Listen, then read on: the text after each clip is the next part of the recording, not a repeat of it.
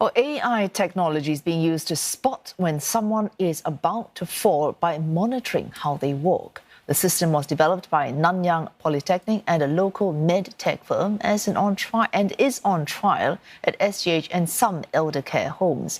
For more, we speak to the expert behind the AI system, Dr. Phua Chee Teck. He is director at the School of Engineering at Nanyang Polytechnic. Thanks for coming in, Dr. Phua. What exactly does this system pick up on? So that it's able to predict after that with some kind of algorithm how a person is more likely to fall? Yeah. Good evening. Thank you for having me here. At Nanyang Polytechnic, we work very closely with the industry.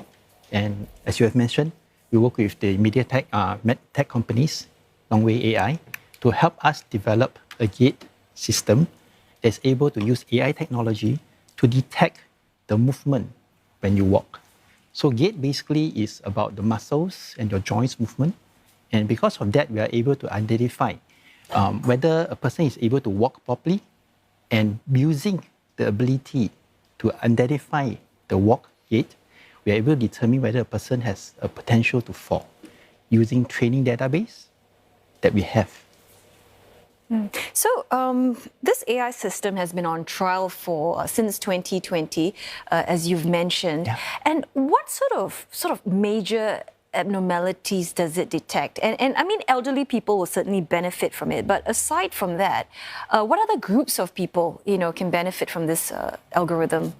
Yeah. So AI basically is how we train it to do what we want to do.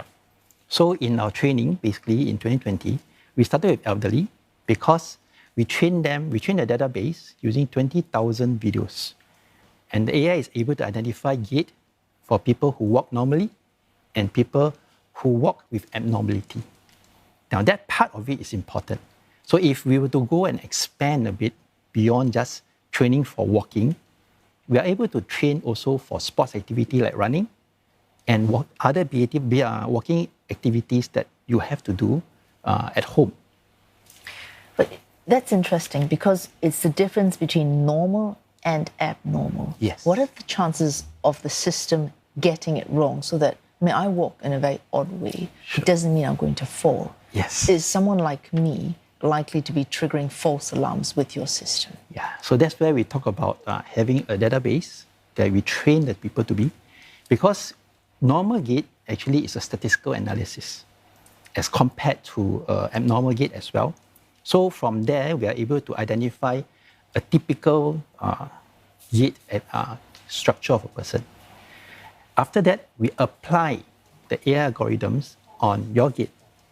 As you walk, we look at trending changes. So if we were to base on your change in your gait over a period of time, we can see that actually you're deteriorating or improving in your gait. Very quickly, sorry, very quick follow-up for this.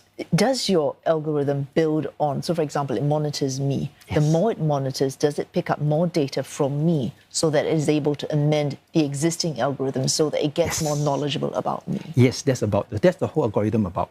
It is learning continuously based on what you give it to me. So the more I monitor about you, the more I know what is your baseline and what's your trending data.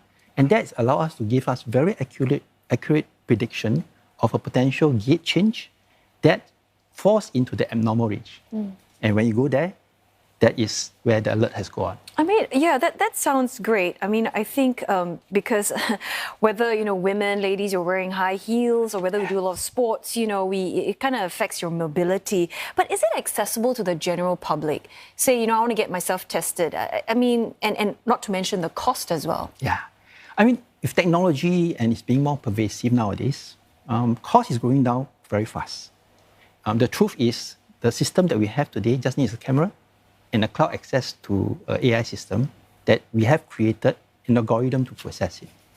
So for a normal person to access it, it is currently very affordable, but we are not going for the normal person in this project specifically because we're looking at the elderly who has a higher potential of fall, and therefore there's an industry need and a challenge that need to be solved to alert the caregiver before they fall. Okay, so what is affordable? What kind of price range are we talking about?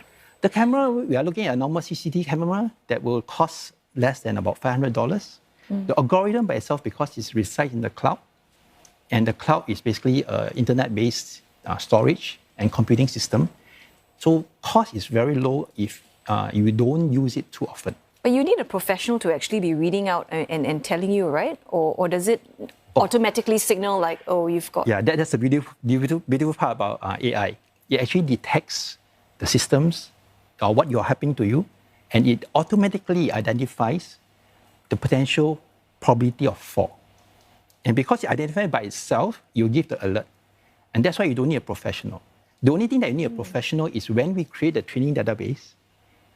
That is the part where the professionals are important because they help to identify the normal and abnormal videos.